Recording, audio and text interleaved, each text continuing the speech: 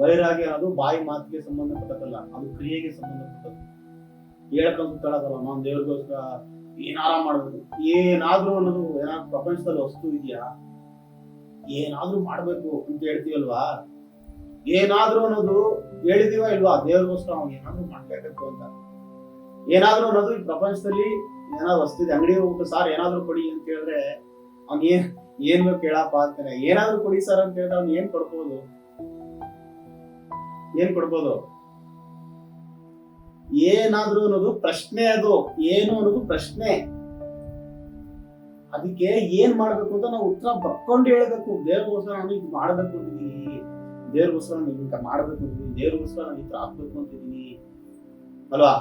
ದೇವ್ರಿಗೋಸ್ಕರ ಏನಾದ್ರೂ ಮಾಡ್ಬೇಕು, ಕೇಳ್ಕೊಂಡೇ ಅರ್ಧ ಜೀವನ ಮುಗಿದೋಯ್ತು ನಮ್ದು. ಕರೆಕ್ಟಾ?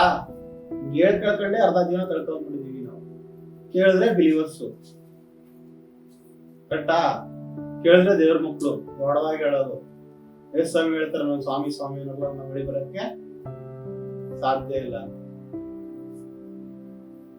ಚರ್ಚ್ಗೆ ಹೋಗಿ ಬಂದ್ಬಿಟ್ಟು ಕಾಣಿಕೆ ಕೊಟ್ಬಿಟ್ಟು ದಶಂಗ ಕೊಟ್ಬಿಟ್ಟು ಕರ್ತನ ಮೇಜ್ ತಗೊಂಡ್ಬಿಟ್ರೆ ಸೂಪರ್. ಚರ್ಚ್ಗೆ ಹೋಗ್ಬೇಡಿ, ಮನೇಲೆ ಇಟ್ಬಿಡಿ. ಇದ್ರ ಬದಲು ದೇವ್ರಿಗೆ ಬೇಜಾರಾಗಲ್ಲ. ಅವ್ರು ಬರಗಿಂತ ಬರ್ದಾಗಿದ್ರೆ ಚಂದ ಅಂತ. ಈಗ ಉದಾಹರಣೆಗೆ ಈ ಮನೆಗೆ ಬಂದಿದ್ದೀನಿ ಇವತ್ತು, ನೀವೆಲ್ಲ ಕುತ್ಕೊಂಡು ವಾಕ್ಯ ಇಂಟ್ರೆಸ್ಟ್ ಇಂದ ಕೇಳ್ತಿದ್ದೀರಾ, ನೀವು ಕುತ್ಕೊಬಿಟ್ಟು ನೀವುಗಳೆಲ್ಲ ಕುತ್ಕೊಬಿಟ್ಟು ಸೀರಿಯಸ್ ಸಾಕು ಹಂಗ ನೀವು ಎಲ್ಲರೂ ಹಂಗ್ ರಿಯಾಕ್ಷನ್ ಮಾಡ್ತಾ ಕುತ್ಕೊಂಡಿದ್ರೆ ನಮ್ಗೆ ಏನ್ ಅನ್ಸುತ್ತೆ, ವಾವ್ ಎಷ್ಟು ಚೆನ್ನಾಗಿ ಕೇಳಿಸ್ಕೊತಾರೆ ಹಂಗಂತೀನ ನಾನು, ನನಗೂ ಯಾವಾಗ ಮುಗಿಸ್ಬೇಕು ಅಪ್ಪತ್ತು, ಇಲ್ಲಿ ಯಾಕೆ ಬಂದ್ಬಿಟ್ನು ಅಂತ ಅನ್ಸುತ್ತೆ. ದೇವ್ರಿಗೂ ಹಂಗೆ ಆಗ್ತಿರೋದು. ಚರ್ಚ್ ಒಳಕ್ ಹೋಗ್ಬಿಟ್ಟು ನಾವು ವಾಕ್ಯ ಕೊಡ್ಬೇಕಾದ್ರೆ ಒಂದೊಂದು ಅವತಾರದಲ್ಲಿ ನಾವು ಕುತ್ಕೊಂಡಾಗ ದೇವ್ರಿಗೆ ಏನಾಗುತ್ತೆ, ಇವ್ರು ಯಾಕಾರ ಬರ್ತಾರೋ ಇವ್ರಿಗೆ ಆಗುತ್ತಾ ಇಲ್ವಾ? ನಾವು ದೇವ್ರ ಹತ್ರ ಹೋಗ್ತಾ ಇರೋದು, ದೇವ್ರ ಹತ್ರ ಹೋಗ್ತಾ ಇದೀವಿ. ಉದಾಹರಣೆಗೆ ಈ ಏರಿಯಾ ಕಾರ್ಪೊರೇಟರ್ ಮನೆಗೆ ಹೋಗ್ಬೇಕು ಅಂದ್ರೆ ಇಲ್ಲ ಈ ನಿಮ್ MLA ನ ಇಲ್ಲ MP ನ ಏನೋ ನೋಡ್ಬೇಕು ಅನ್ನೋಕ್ ಹೋದಾಗ ನಾವು ಈಗ ಲೀಲಾಜಾಲ ಹೊಂಟೈತೀವ, ಅವ್ರ ಜೊತೆ ಲೀಲಾಜಾಲವಾಗಿರ್ತೀವ ನಾವು.